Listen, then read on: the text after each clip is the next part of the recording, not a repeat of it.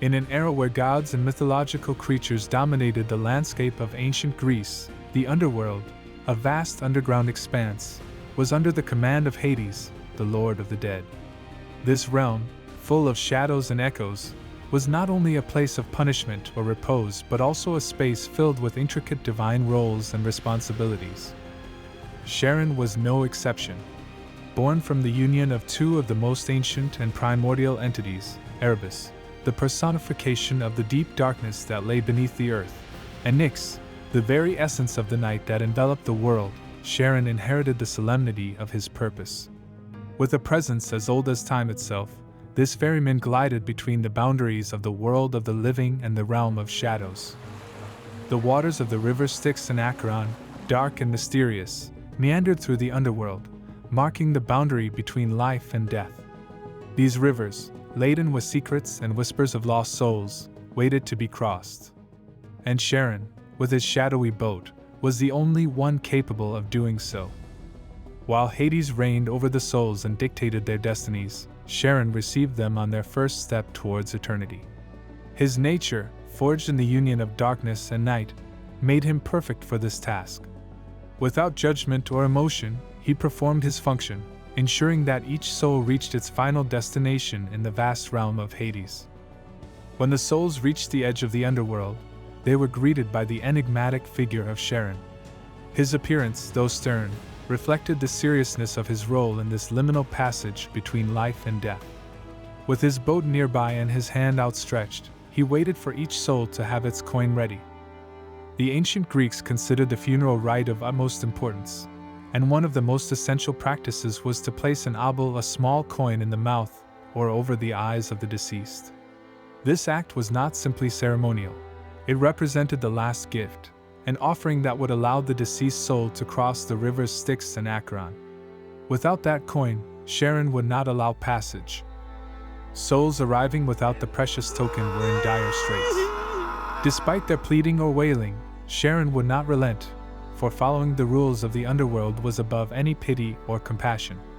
These unfortunate souls were trapped on the banks of the river, wandering without rest or purpose, condemned to an eternity without reaching peace on the other side.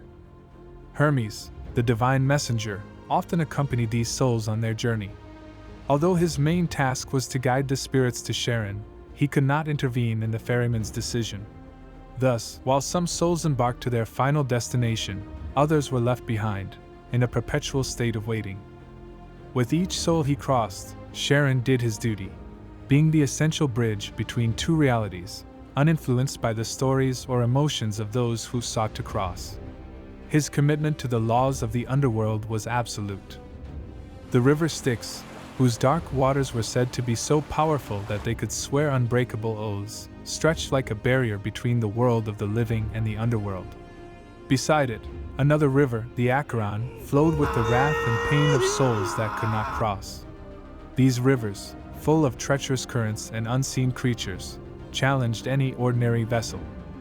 Charon's boat, however, was not ordinary. Made of dark wood that had grown in the depths of the underworld, it absorbed the darkness and mystery of the rivers it sailed.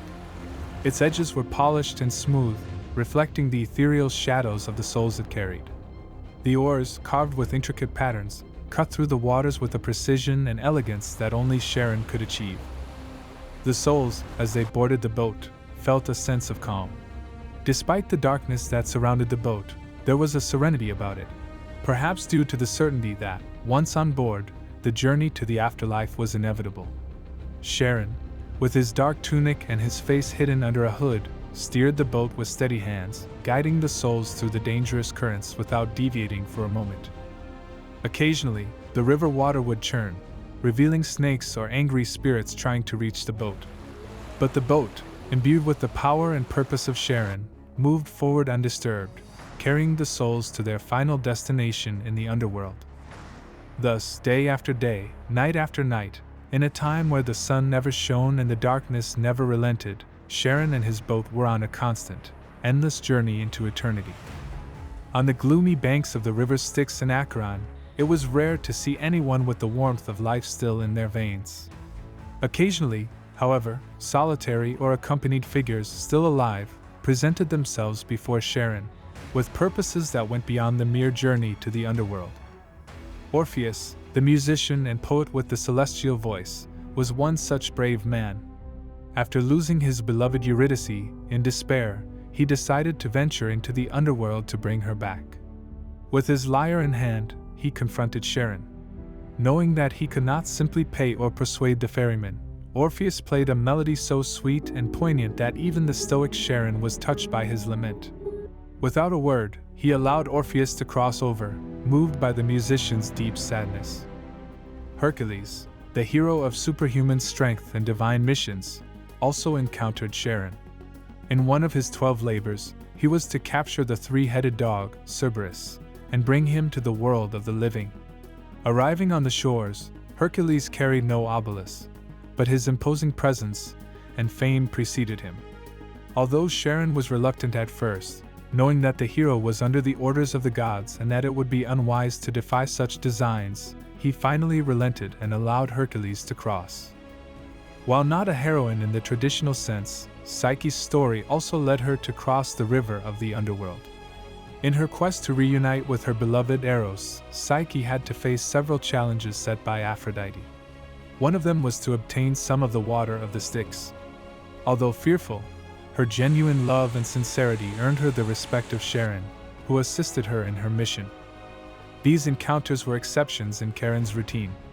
Most of the time, he only saw desperate souls seeking to cross over. But these stories of brave living men who dared to defy the rules of the underworld showed that even in the realms of death, love and bravery could leave a mark. Charon, over the eons, had seen countless souls pass through his boat. Each soul had a story, a past, but the ferryman rarely showed interest or emotion. His task was clear, and his purpose was steadfast. However, there was a time when Charon himself was involved in the designs of the gods.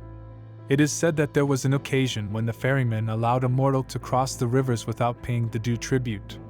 This act did not go unnoticed by Hades, who, feeling that the sacred rules of the underworld had been broken, decided to punish Charon. As punishment, Hades banished Charon from the underworld for 1 year. During that time, the souls of the dead accumulated on the banks of the rivers Styx and Charon, waiting in vain to be carried to the other side. Chaos and despair gripped those lost spirits, and the balance between life and death was disturbed. As Charon lived out his exile, he wandered the mortal world. Without a boat to guide or rivers to cross, the ferryman experienced an emptiness he had never felt before. He observed humans, their ephemeral lives, and their fears of death, and for the first time, he felt a connection with them.